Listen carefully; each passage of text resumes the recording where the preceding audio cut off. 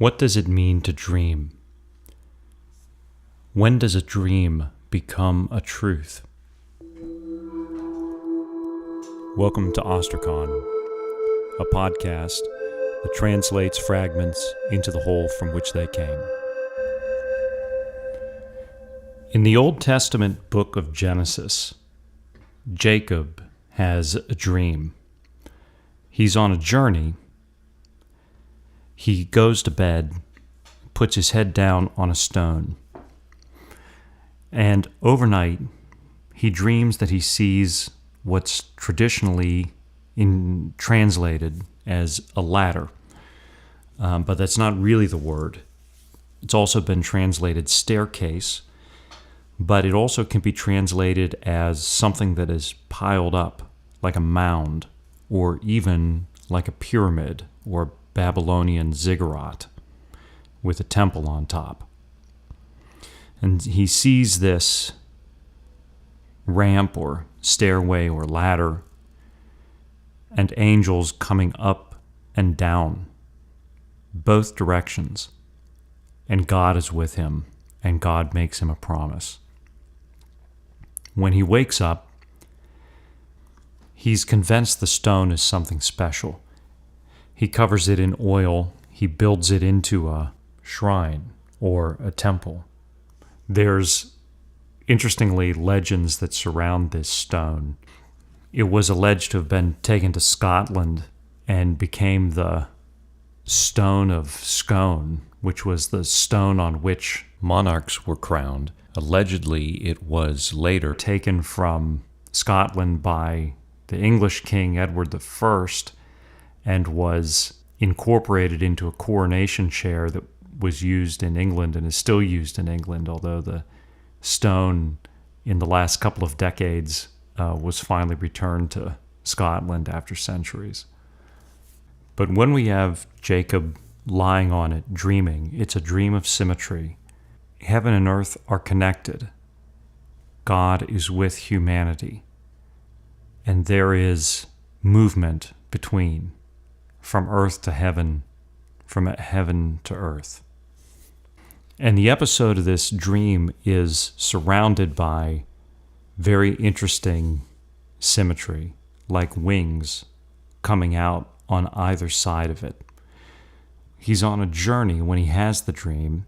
Where is he coming from? Where is he going to? First, where does he come from?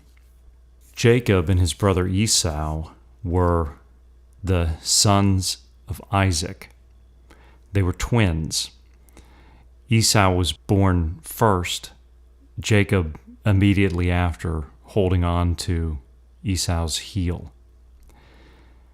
And in two ways, Jacob takes things from his slightly older brother. Once, when they're young, Jacob has made a meal. Esau comes in from the fields hungry, and he wants some of the food. And Jacob says, "I'll give you the food in exchange for your birthright."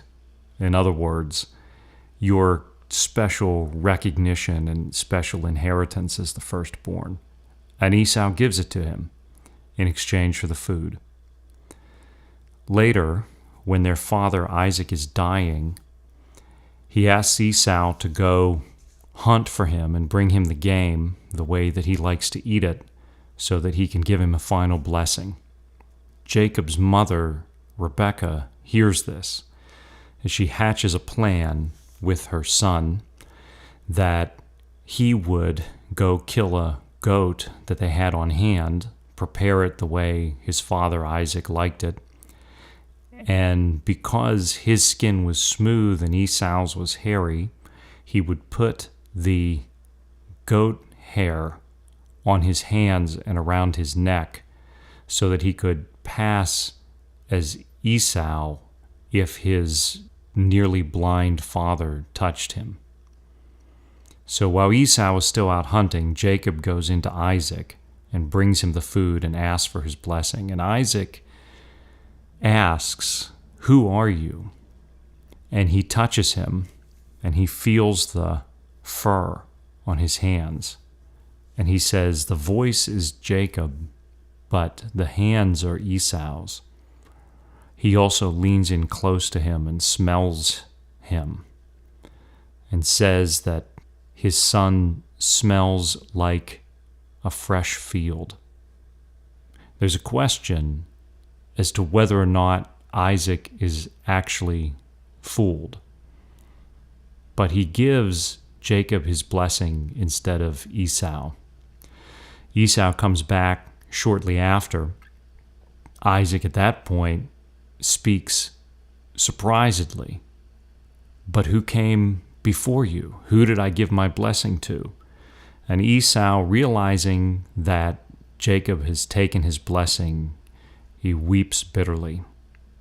So this is where Jacob is coming from two times that he has either bargained, stolen, or at least received something in the place of his brother Esau. Where is he going to?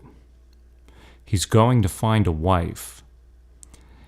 His mother, Rebekah, fearing that Esau is going to take vengeance on him, comes up with the plan that he should leave to find a wife. And she tells her husband, Isaac, Jacob's father, he has to go out and find a wife somewhere else. He can't marry any of these pagan wives in the place where we live. So he goes out on the journey, and while he goes to bed on the journey, he has his dream. On the other side of the journey, the first thing he finds is a well sealed by a stone. And when he sees the woman he wants to marry, Rachel, with a flock of sheep, he moves the stone off of the well to water the flocks. He also weeps for her.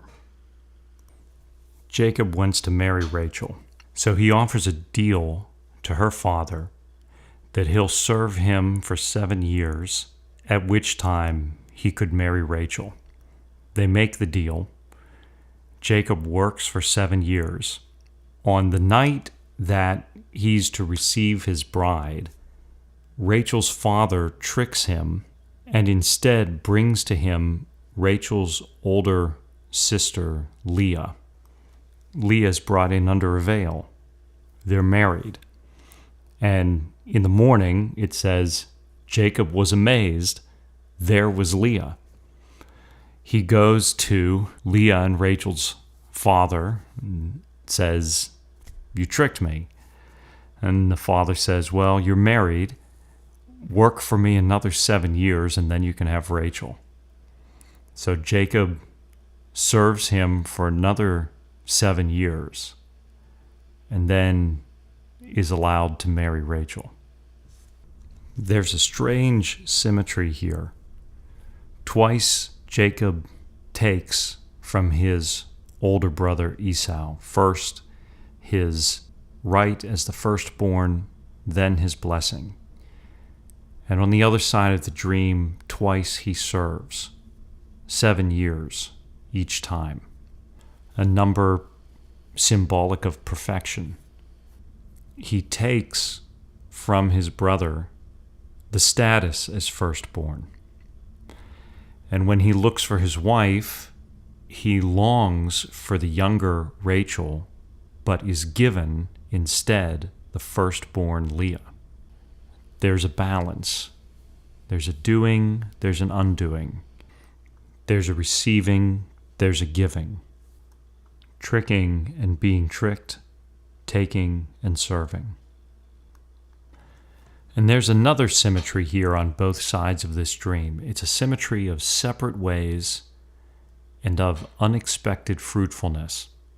So first, before the dream, when I said that Jacob and Esau's father was Isaac, this is Isaac, the son of Abraham, the one whom Abraham almost sacrificed.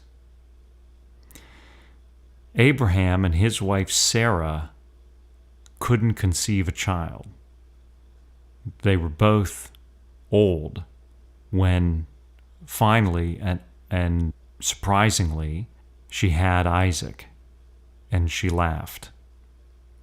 Isaac was almost lost, but was preserved. Abraham also had a child, Ishmael, but not with Sarah, with a servant. And Isaac and Ishmael go their separate ways. Isaac marries Rebekah. At first, Rebekah cannot have a child, but then eventually she has twins, Esau and Jacob. And when Jacob receives the blessing instead of Esau and goes off to find a wife, those two go their separate ways. On the other side of the dream, Jacob longs for Rachel. First he marries Leah, then Rachel. Leah can have children, Rachel cannot. Leah has a number of sons with Jacob. Meanwhile, Rachel has a servant to have children with Jacob. And then finally, and again unexpectedly, Rachel becomes pregnant and has Joseph. These siblings also go their separate ways. In another story yet to come, Joseph is put down at the bottom of a well and ends up going away on his own to Egypt. Again, there's a strange symmetry, a strange balance, barrenness and fruitfulness. The desire to have a child anyway, even through a surrogate, and then the unexpected child. And in all cases, set against these generations is their pulling apart. You know, Jacob had his dream when he was fleeing from Esau. But later, after his wives and children, he meets Esau again while he's traveling back home, and they reunite. On the other hand, when Jacob's sons throw Rachel's child Joseph into the well, Jacob's favorite, they do it because they don't like the dreams that he's having. They said to one another, quote, "Here comes that master dreamer.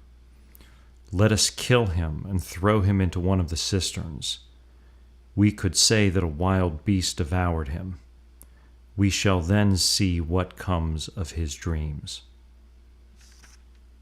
But at the center of all of this coming together and falling apart is still the ladder, the temple, the stairs, the meeting point of heaven and earth, where we go up and heaven comes down. Later, Jesus will refer to himself as this same ladder. He says in the first chapter of the Gospel of John, "You shall see angels ascending and descending on the Son of Man." Son of Man is a term that has a dual meaning. On its face, it means human, but historically, it had been connected with Messiah. It is reflective of the dual nature of Christ, God and human, the dual nature of the ascending and descending.